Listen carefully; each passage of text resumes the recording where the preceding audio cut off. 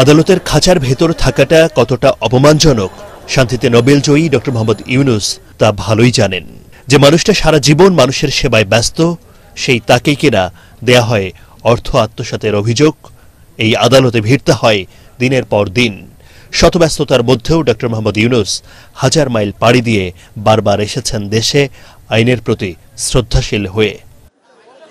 আমাকে বলা হয়েছে আমি সুদখোর, বহুবার বলা হয়েছে, আপনারা সেটা গ্রহণ করেন নাই।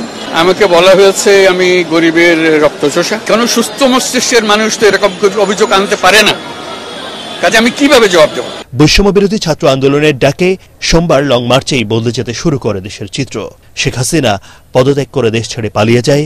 এরপর ডক্টর ইউনূসকে প্রধান করে অন্তর্বর্তীকালীন সরকার গঠনের চূড়ান্ত সিদ্ধান্ত হয়।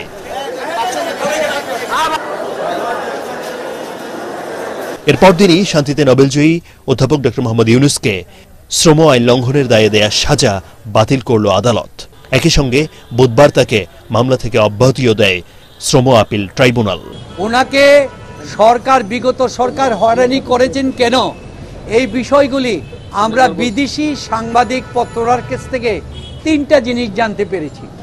একটা জিনিস বলছে যে আমাদের পূর্বতন প্রাইম মিনিস্টার, ওনার ধারণা আকাঙ্ক্ষা ছিল যে উনি নোবেল পুরস্কার পাবেন। উনি নোবেল পুরস্কার পান নাই, ডক্টর ইউনূস কেন পেয়েছেন, এই জন্য তার একটা জিজ্ঞাসা। আর দ্বিতীয়টি হচ্ছে ওনার প্রশ্ন ছিল ওনার বাবা বঙ্গবন্ধু শেখ মুজিবুর রহমানের চাইতে ডক্টর ইউনূসের নাম সারা পৃথিবীতে পরিচিতি এত ব্যাপক হবে কিনা। কিন্তু এখানে তাকে যারা এই কথাটি বলেছে তার উপদেষ্টারা, তারা ভুল বলেছে। কারণ আপনারা জানেন বাংলাদেশের স্বাধীনতা যুদ্ধ হয়েছে ৭১ সালে, আজকে 54 বছর। ওই বয়সে বিদেশের একজন সিটিজেন নাগরিক, তার বয়স ছিল 6 বছর। সেই 6 বয়সের ব্যক্তি যার আজকের বয়স হচ্ছে 60 বছর, তিনি তো বঙ্গবন্ধু বাংলাদেশের স্বাধীনতা সম্পর্কে জানেন না।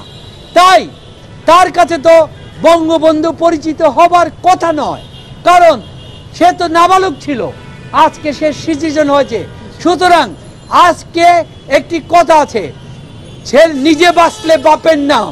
ডক্টর ইউনূস আজকে সারা পৃথিবীতে আজ পর্যন্ত এত উন্নত দেশের কোনো ব্যক্তি সারা পৃথিবীতে গ্রহণযোগ্য হয় নাই, তিনি গ্রহণযোগ্য হয়েছেন সেইভাবে।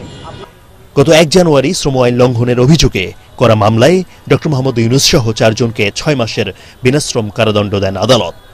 সে সময় প্রত্যেককে 30,000 টাকা করে জরিমানা করা হয়। তবে আপিলের শর্তে ডক্টর ইউনূস সহ আসামিদের 1 মাসের জামিন দেয়া হয়।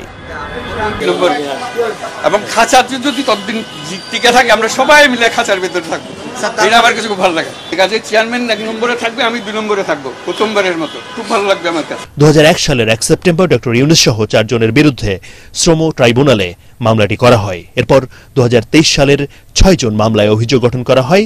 একই বছরের 22 আগস্ট শুরু হয় সাক্ষ্য গ্রহণ, যা শেষ হয় 9 নভেম্বর। সবশেষ গত বছরের 24 ডিসেম্বর শুনানি শেষ হয়।